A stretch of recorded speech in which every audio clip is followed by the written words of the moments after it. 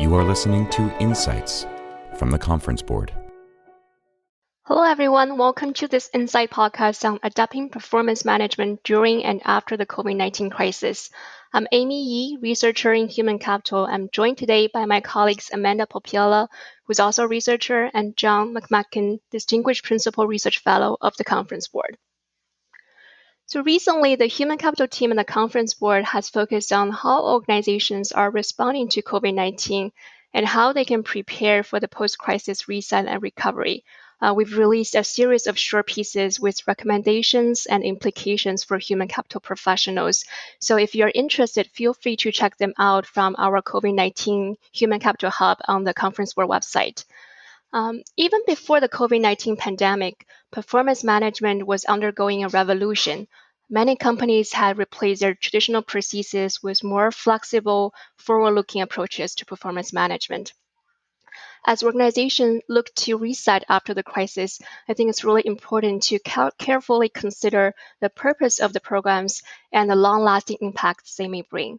So in today's podcast, we will discuss some practical actions companies can take to best manage near-term upcoming performance conversations during the pandemic.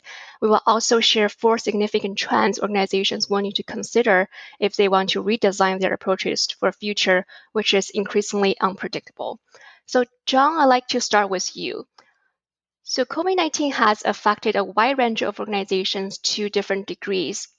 So, as it comes to performance management, we've seen that many organizations have taken different measures. For example, we saw some tech companies like Facebook and Google, they made headlines for eliminating or delaying their performance reviews during this challenging time. But there are also other companies that are still holding performance conversations, but I think they will do them differently. I've also seen that some organizations are in a wait and see mode. They're still trying to figure out the best way to approach performance management for their own company during and also after this crisis. So, John, do you have any suggestions for these companies as it comes to performance management? Thanks, Amy. I do, and it's great to be here. Thanks for having me along. I think when deciding whether to review employee performance during COVID-19, what conversations to hold, and how to handle them, the first consideration has to be the purpose of the performance management process. And performance management serves a number of different purposes depending on the organization, which vary from focusing on pay and promotion opportunities to identifying poor performers to providing documentation against legal action and more. So changes to the process, even temporary ones, must still support the organization's original purpose for it. However, that said, and regardless of the purpose, I think it's really important for organizations and employees to revisit and revise goals to reflect the current business realities, especially at a uniquely complex time like this. Goal setting can have significant positive effects on motivation, productivity, and performance.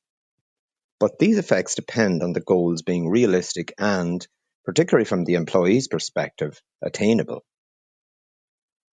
And unfortunately, most goals set before the current crisis are now neither of those things. They're neither realistic or attainable from the employee's perspective. So holding employees accountable for meeting unrealistic goals doesn't motivate performance or productivity. It creates stress and damages trust between the employer and the employee. And goal setting has also been shown to be ineffective in highly uncertain contexts like the current one, in which employees and their managers do not have the information they need to set realistic, meaningful goals. These negative effects are more likely to be amplified where people have transitioned unexpectedly to remote working, which so many people have done recently. So managers must review the pre-crisis goals with each employee and confirm reset goals, clarifying which pre-COVID-19 goals have been retained, which ones discarded, and which ones amended. Thanks, John. Completely agree. I think even it's only been a couple months, the reality today is very different from what it was. So it makes a lot of sense to reset goals. So when organizations are resetting those goals, what are some things they should focus on? So John, do you think the focus areas today will be different compared to the pre-crisis mode? Yes, Amy, I think they will be different, and the focus needs to be different. So while some goals will need to be discarded, new goals will help employees retain purpose and a sense of control during the pandemic, especially if they're remote working. So, in the current context, setting goals focused on standards of behavior and learning rather than outcomes is much more likely to have positive effects on employee morale and motivation, and to contribute to building the trust that is so critical in remote working relationships. Revising learning goals or prioritizing reskilling as job functions and focus change is a good way to look at this. For example, in response to COVID-19, Debt Relief Co. shifted its emphasis from business metrics to employee development and improvement during performance conversations. And after doing so, their leaders noticed that their employees were not only more capable, but more motivated. Yeah, John, I think that's a really good example. This is Amanda. And I think we're also hearing shifts from our members of the conference board in terms of performance reviews and what they're focused on. So some companies we're hearing are encouraging regular discussions with managers. They're providing managers with the tools that they need to have those discussions. And it's especially important right now when things are shifting, as you're saying. So some goals might be, less relevant now.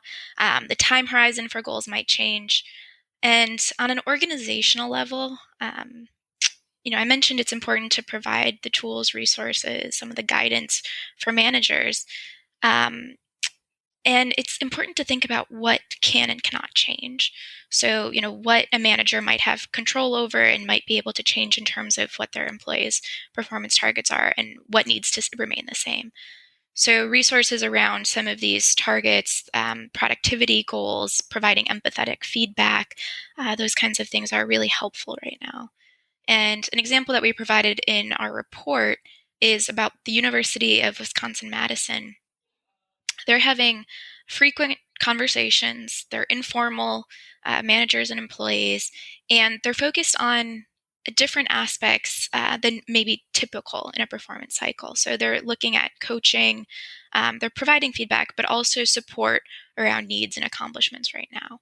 So the university also has this web page that is providing tools and resources for managers on how to supervise remotely, communicating through uncertainty, professional development planning, and engagement, some of the things that are really important right now.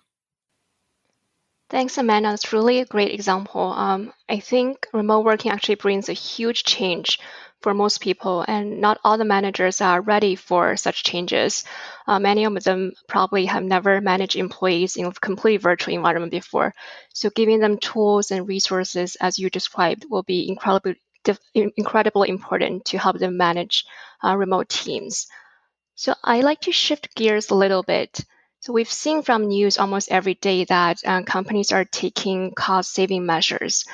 For example, they suspend merit increases, cancel discretionary bonus, and some have even also implemented salary cuts. And I'm sure employees are not very happy about these decisions, but from the organization's perspective, understand there are probably no alternative solutions given their current financial situations.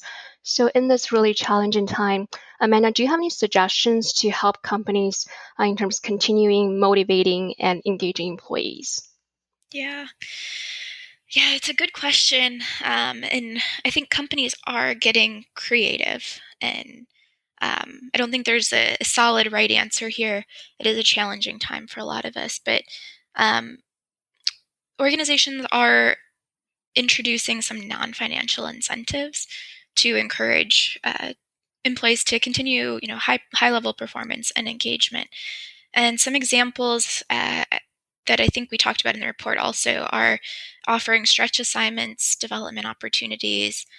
We're seeing a lot of opportunities to shadow other functions or to work with another function, particularly now when some of these goals might shift and there might be certain work that's more critical right now in the moment.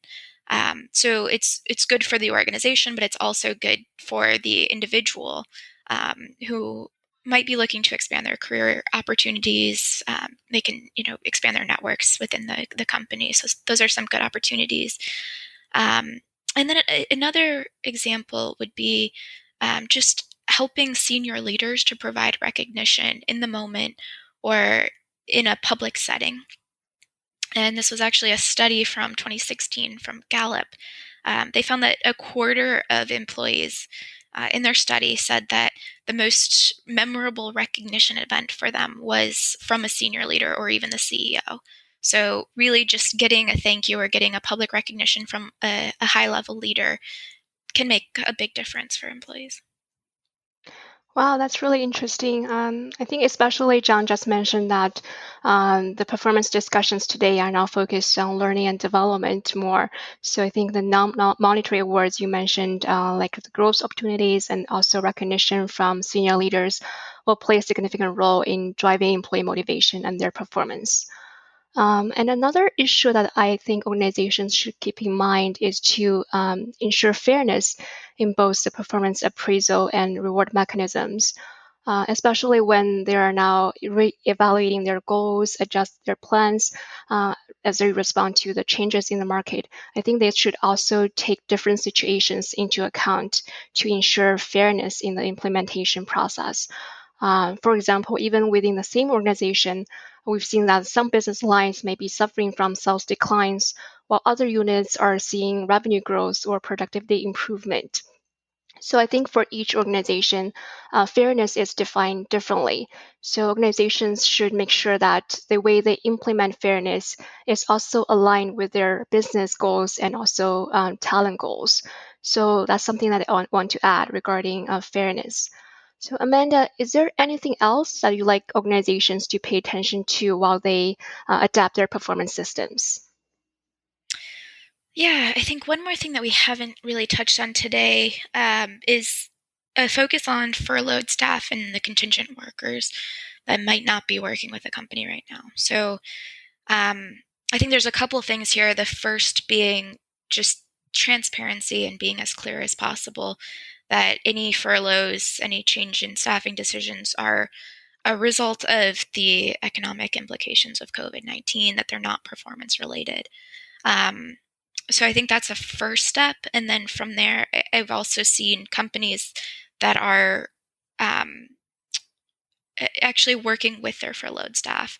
So talking about how can they actively engage? How can they continue to belong to the organization? And whether that's social calls or an increase in learning and development opportunities, kind of keeping up their focus, or even having coaching conversations with the managers or with the teams that they work on. All of these things can kind of help create that purpose, keep these staff members and workers involved in the company, and help them to be even more productive when they return and when we go back to whatever normal is coming in the future. Yeah, that's such a good point. I think well-being is it's a huge topic now, and it affecting employees in all the different ways. I think the conference board is also focusing on the well-being. We have a couple short reports on well-being COVID-19 that will be released very soon. And with that, we're going to take a short break for some quick announcements and be back in just a minute to continue our conversation with how organizations can adapt their performance systems during and after the COVID-19 crisis. Can you, your team, or your company benefit from insights such as the ones provided in this podcast? They are immediately available when you join the Conference Board, a membership-based think tank that delivers trusted insights for what's ahead. Reaching across industries and geographies, we bring together our noted experts, senior executives from the world's largest companies, and nonpartisan practical research to help you address your most important business issues. Our membership packages are tailored to your organization's unique needs and budget. To learn more about our offerings, go to www.conferenceboard.org and click Join on the top bar to connect with one of our product specialists. Hello, everyone. We're back in this Insight podcast. We've been talking about how organizations can adapt their performance management during and after the global COVID-19 pandemic. As organizations move to a new reality, they may also need to realign or redesign their performance management processes, during which they will need to take future trends into account. So, John and Amanda, what are some performance management trends you'd like to share with our audience today? And again, John, can we start with you? Sure, Amy, I'd be happy to comment on that. But maybe before I do, I should point out that the kind of trends that we're talking about here are really things that were already happening before the COVID-19 crisis arose. And people who study crises have found that crises tend to accelerate and act as a catalyst for trends that have already begun before the crisis, rather than to generate new and radically different directions. And I think this is very much the case with performance management as well. So there are a number of trends that we're going to talk about, and many of them are already the subject of many of your members will be quite familiar with some of these trends and have been involved in implementing changes around them. So this is really I suppose, a step forward in that has been driven by this external, rather dramatic event. And the first trend is a trend towards adopting agile performance management. Agile performance management is characterized by a shift from retrospective analysis of performance to frequent, more future-focused discussions and regular feedback from supervisors and often from colleagues as well. So it's more frequent and from more directions that you get feedback, and that's something that many organizations had begun to implement well before the current crisis. In an agile performance management environment, goal setting is more flexible and easily adjusts for a change in circumstances, including external business conditions. So that we would certainly feel that organizations should consider adopting a more flexible and nimble approach to goal setting that's a better fit within a business environment that seems set to continue to be turbulent and unpredictable.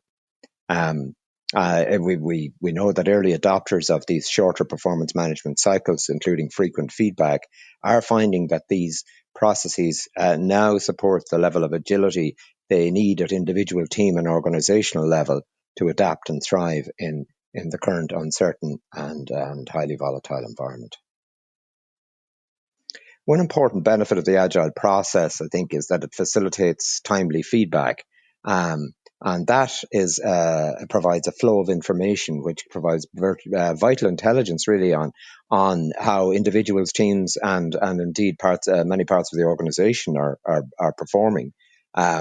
And this enables early and speedy course correction of projects. That's one of this kind of fail fast and fail early concept is very much an agile mindset. Real-time feedback also enables personal learning and growth. And many organizations in fast-changing industries, examples will include IBM, Microsoft, and Cisco, have led the way in adopting agile management. Leveraging mobile technology, many of these companies have now developed performance systems that they can easily and quickly adjust as needed throughout the year. One good example is that when Microsoft was concerned by a big drop in performance feedback across its organization, the company quickly and very successfully piloted a new feedback tool with help from the HR consulting firm Neuro Leadership Institute. And this new feedback tool, performance tool, was designed to help leaders and employees give and receive feedback in a way that didn't trigger the brain's threat response. My apologies. Yeah. We have talked a lot about agile performance management as a team as we were writing this report and talking through some of this research.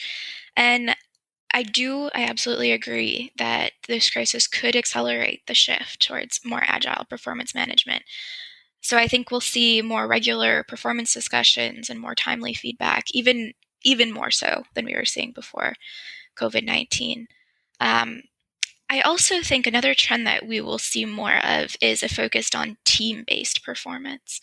So at the conference board, we had research even from last year and the year before talking about more flatter organizational structures, more of a team-based approach.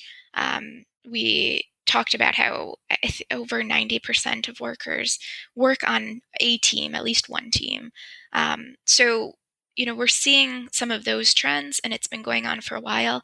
And now we need to think about how do we realign the performance process towards teams. So thinking about performance management, it's really the crisis could create an opportunity to shift from an individual performance management towards a team process. And we mentioned in our report that some of the companies, like John mentioned, like Cisco even, are moving towards project working, and they're working towards empowered teams, and thinking about realigning their performance assessments. So instead of being a performance evaluation based on a manager's rating, their new systems are actually looking at how managers are intending to invest in their teams and help their employees to develop the skills that are needed on their specific team. Absolutely, Amanda, and that example you just shared about project and empowered teams leads perfectly on to the next trend that I want to highlight about, which is about management skills and aligning those with these workplace trends. And even if you think about that process you've just described, where it's gone away from some sort of metric rubric based rating system towards regular and constructive feedback from a manager, that imposes greater demands on management skills. It relies on a higher level of management skill than a numeric rating system. And this is something that forecasters about the future of work have been pretty unanimous about. They're not unanimous about everything by any means, but they are unanimous in agreeing that management skills will be more important than ever as the future of work unfolds. And this is something that the COVID-19 crisis has accelerated, I think. As teams shift to virtual work that may become a lasting legacy of COVID-19, team leaders must learn to drive performance, inspire purpose, lead with empathy, communicate transparently, all with remote and distant team members. And that's a non-trivial skill set. As we move towards team-based and project-based work, sophisticated management skills will be needed to allow organizations not only to engage more frequently with their employees, but to adapt the management process itself to meet the diverse needs of those employees and put in place employment arrangements that work for each member of their workforce. Thank you very much, John and Amanda. Very, very insightful suggestions. I think they're not only important to HR, but also managers, employees, team leaders, basically everyone in the organization will be affected by the adapted performance management system. So in addition to the three trends you just shared earlier, including agile performance management, stronger focus on team-based performance, and also aligning management skills to workforce trends, are there other recommendations or trends you'd like to share? This is also my last question for today's podcast. Okay, thanks, Amy. I suppose more of a feature of the current environment, and one that's like to become more significant over time, is that there's a natural tension between getting global consistency in something like a performance management process or any other HR process, and enabling local adaptation. And as we move towards more personalization and localization of employee processes and systems, that tension is likely to become more evident. So a shift toward more personalized, localized performance management requires renewed attention, really, to ensuring that organizational standards of behavior and alignment around a core purpose are emphasized, not necessarily only in the performance management process, or maybe not through that process at all, but through other mechanisms.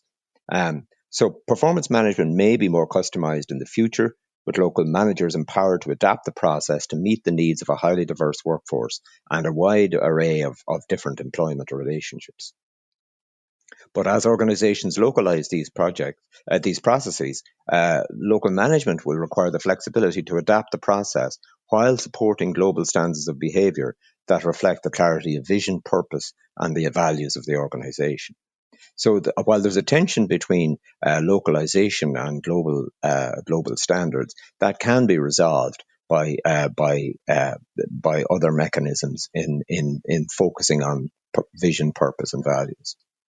And as with trends in learning and development, as we've seen in the recent past, I think in performance management, and talented employees are going to be looking for a process that is just in time, just enough, and just for me.